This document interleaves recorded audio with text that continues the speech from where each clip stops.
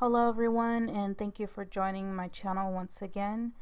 I just wanted to speak really quick on the topic of sabotage. Um, Narcissists love to sabotage holidays.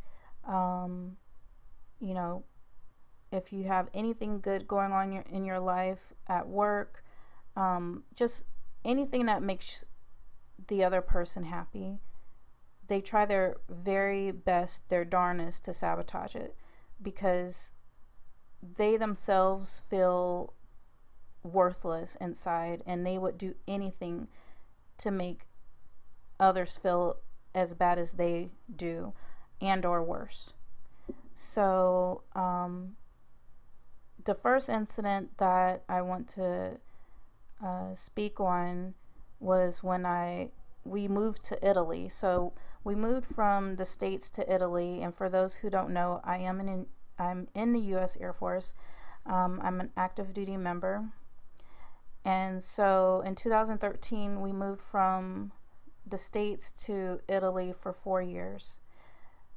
This was the perfect grounds to really turn up the heat when it came to manipulation, manipulating me psychologically, mentally, physically, just abusing me all around.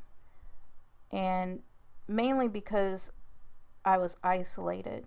Um, Being isolated from friends and family and being in a new country, just everything new altogether, it forced me to cling to the ex-narc. And when I was hopeful and thinking, okay, new slate, new start, um, new place, new beginnings, things would be better, because best believe I was getting mentally abused and physically abused in the States. But when we moved to Italy, I was just thinking, being optimistic, still not knowing who I was dealing with as far as him being a narcissist. So anyway, we get to Italy. He really took to finding out how to get certain places on the roads and different locations. He's very good at scanning the scene and just picking up things quickly, where it takes me a lot longer to do so. So with that being said,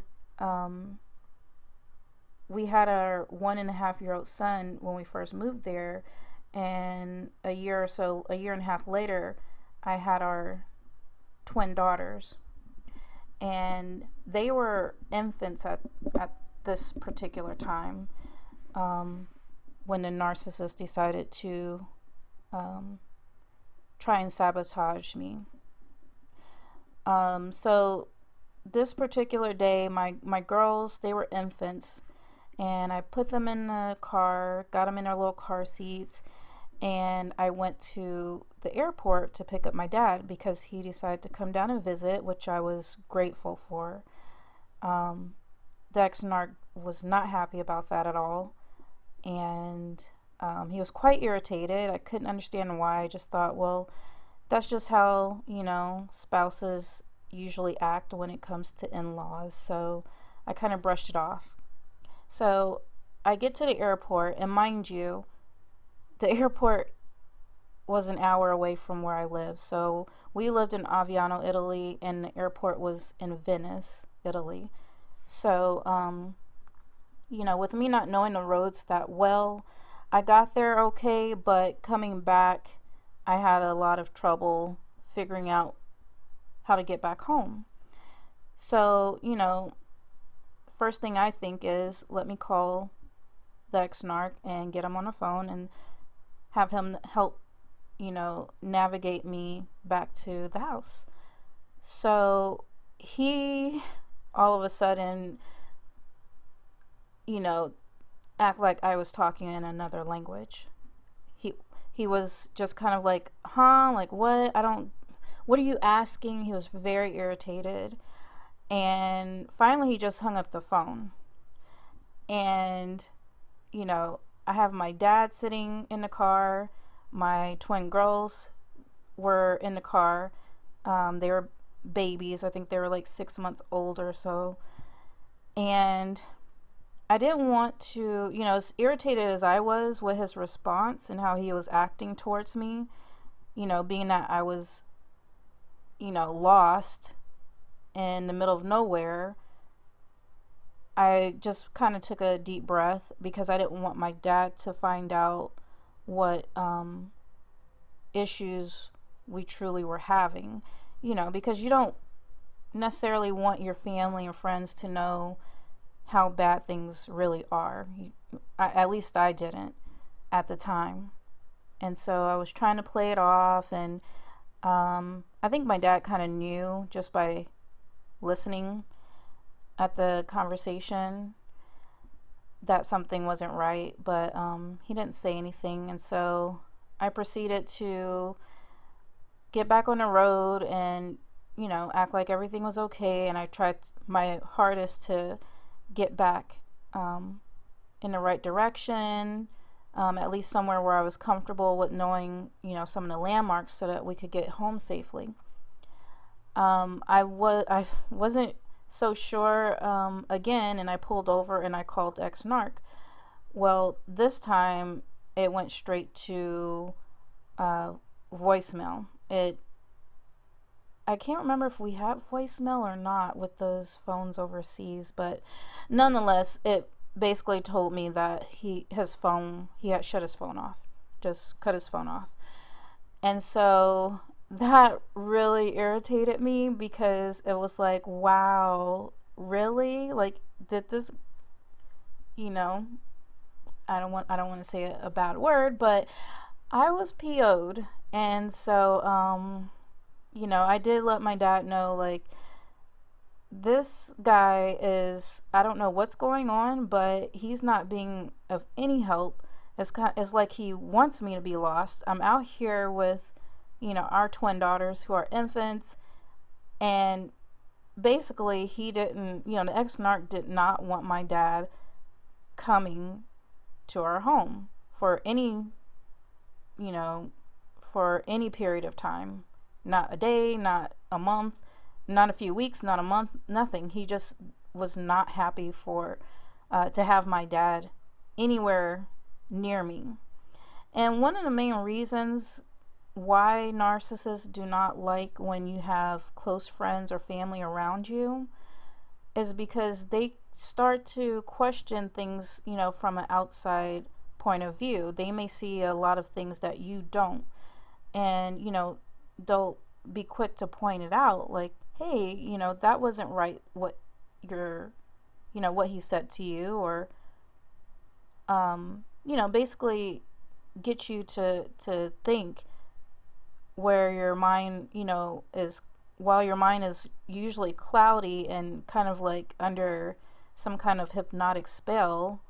When it comes to the narcissist wants to keep you there in that state. So my dad, he kept us cool for the most part, and we did finally get back home. And walking into the house after all of that, I was starting to slowly but surely see what a whack job the ex-narc really was. It was just, I was like burning up inside with like anger, confusion, just, and I still, after all that, brushed it aside and just tried to pick up like nothing had happened, just for the sake of, my dad's visiting for the first time. I want to give the best impression as possible and be as hospitable as I could be under the circumstances. So yeah, it was blatant sabotage. He didn't care, the ex-narc didn't care that our twin daughters and myself, just, putting my dad aside for a moment, the ex-narc, I was his wife at the time. And, you would think your spouse would be on the phone with you the whole way through until he knew that we were in a good spot or in a good place when it came to making it home, especially when we're lost in another country, and darn well that your significant other has the means to help you. But when you see that they're, choosing not to when they have the means to, that's a horrible feeling. Like, that was unbelievable. It was like I truly went into denial, but at the same time, my mind and body just wouldn't let me go there anymore. I think that was like the beginning of the end. So yeah, that was one of the incidents when it came to the ex-narcissist trying to sabotage. The next one I want to speak on really quick. We were still in Italy. My dad wasn't there at the time. He had went back home. And so I was going to work just like, I did every day. And I was the breadwinner the whole time we were together. The ex-narc and I, throughout our whole marriage, I was the one bringing in the bread and butter. When we were over in Italy, when we were in the States, wherever we were, I was the one pulling in the money. For the most part, the ex-narc stayed at home. He, pretty much did nothing. When we were in Italy, he played a lot of video games. He, I guess he took care of the kids, and I say that lightly. While we were in Italy, but I had hired a maid, and so he had it made, basically. He didn't have anything to do when it came to the household. And eventually all three of my kids, I put them in daycare at one point, just because I just wanted them to, I didn't feel they were getting what they should have been getting at home with him being a stay-at-home parent. So anyway, I was at work. I was doing what I did every day, coming home, just doing my mommy duties, wifely duties, everything like that on top of work.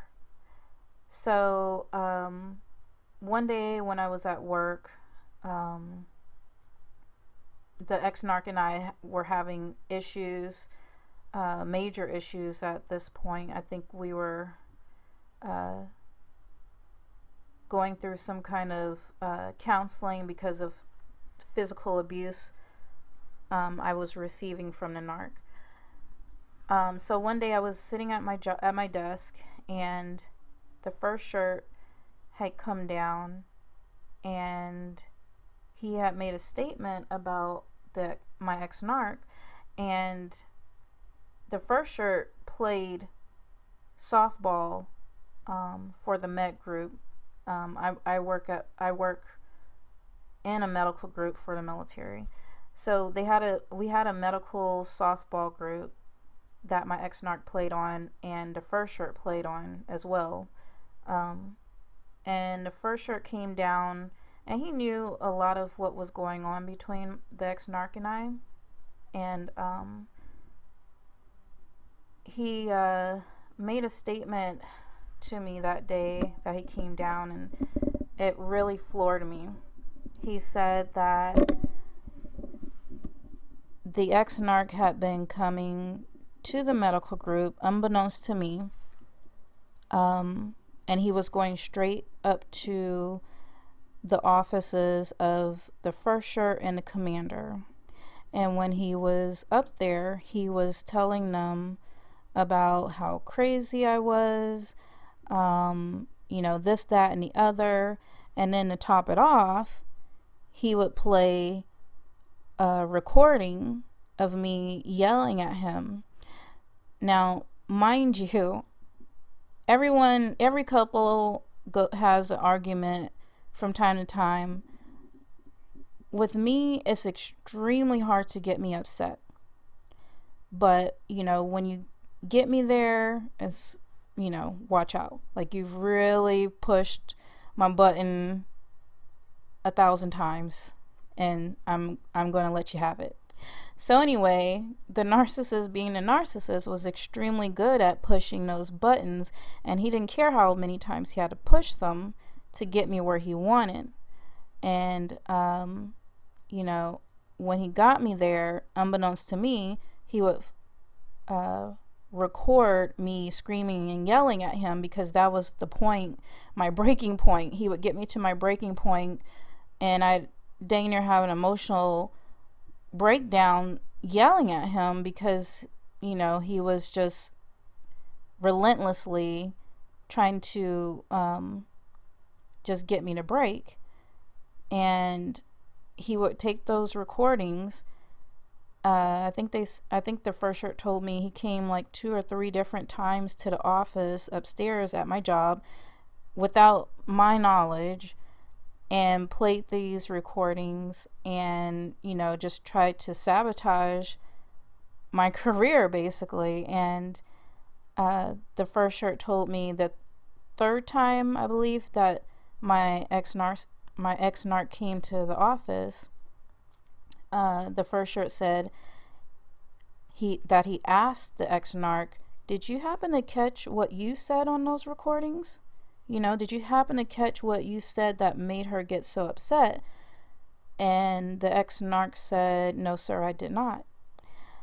And the first shirt told him to get out of his office and never to return again. Because a lot of the people that I worked with, including the first shirt, who I didn't know very well, but we knew of each other, that was not my demeanor. I'm a very easygoing person, and like I said, it takes a lot. Like I can put up with an insane amount of wrongdoings or whatnot before you see another side of me. But for the most part, I'm down to earth, easy to get along with. And the first shirt and the commander and others, they just weren't buying it. And so that just blew my mind as I sat there listening to the first shirt tell me all of this, because I had not 1 ounce of clue that was happening. I'm going to work every day like everything's everything, and the ex-narc is, what I'm thinking, or I'm thinking he's at home just, doing what he does, playing video games or shooting a breeze until I got home. But he was going up to my command section and trying to throw me under the bus. And even the first sergeant said, or he told me that he asked the ex-narc, "What do you think you're getting out of this? Like, no spouse in their right mind does this. Like, what are you getting out of this? Like, even if she was doing this without any, without being provoked, what are you getting out of this?" Because honestly, he was just a civilian. The ex-narc was just a civilian, and he was in Italy because of me. So it just didn't make any sense to anyone. Like, they just started to see him for who he was, and realizing that, things were not all together in his head. Like, I guess they started looking at him sideways, like, "Dude, you're starting to look extremely suspect and off your rockers." So, he never showed back up with that mess again in my command section, just because the light had been shown on him, and the truth had come out, and he basically ran out of there with his tail, between his tucked between his legs in shame, because he couldn't get whatever he wanted done accomplished. And so, because they pretty much had the truth or knew the truth about him, he never showed himself or showed his face back again with that bullcrap. But yeah, I was just floored that I was going home on the days, whichever days that he was, trying to throw me under the bus, and he didn't say a word to me. He was just like acting like everything was great. And it was me sleeping with the enemy, literally sleeping with the enemy. Narcissists, they don't have a care in the world. They seek to destroy, kill, and devour any and everyone that comes in contact with them, mainly their loved ones. The people that are closest to them are the ones they seek to destroy. And they're usually doing that because there's a light that shines about you. And I want to say real quick, when I first started dating the ex-narc, he literally told me, I think we were dating for a few months, and we were having a talk about something, but he told me that when he first saw me come to the office where we were working, and I dropped off something and I left, he said, "You didn't see me, but I got it from my desk and I watched you walk away down the hall." And he said, "You had a light about you. There was like a light, like a aura or a light about you." And so I honestly, with all the lies that the narcissist told, I definitely believe that he was telling the truth with that, because narcissists, when they get with their victims, when they seek and target a victim, they usually are targeting you because you have something that they want. And usually it's, whether it's money, talent, you're an extremely good person, if you have a light about you or within you, that's something that they crave, because they're filled with darkness. And like a moth to a flame, they're attracted to people who have something that they want. And you empaths out there should be, if you're still with a narcissist, or if you've, hopefully that you've broken away from a narcissist, but you should feel really good about yourself and know that you're extremely special, because these narcissists are trying to completely destroy empathic people just because they're jealous of what you have. You have that special something that they can only dream of having. And, that's not, saying something off the wall or crazy. It's 100% true. So as much as a narcissist, has the charm and does all these things in the beginning, and the love bombing, it's just a trap to set, something to set the mood or the future tear down once they've got you in their grasp. And once they do that, they seek to finish the job by, psychologically breaking you down, mentally breaking you down. And in all honesty, they would love if you ended up committing suicide in the end, because to them that would be the ultimate supply to them, or the ultimate, they would just, eat that up and then turn it around. They'd probably go to your funeral and let everyone know that, see, I told you they were crazy. I don't know what happened or what drove them to do that, when all along it was them. But I'm rambling on. I'm gonna go ahead and stop it here. But I just wanted to let you all know that when you figure out that you're dealing with a narcissistic person, you should run for the hills. Never look back. That's why they say, when you watch all of these other channels, no contact. Once you know, you go. So please understand, these people are not your friend.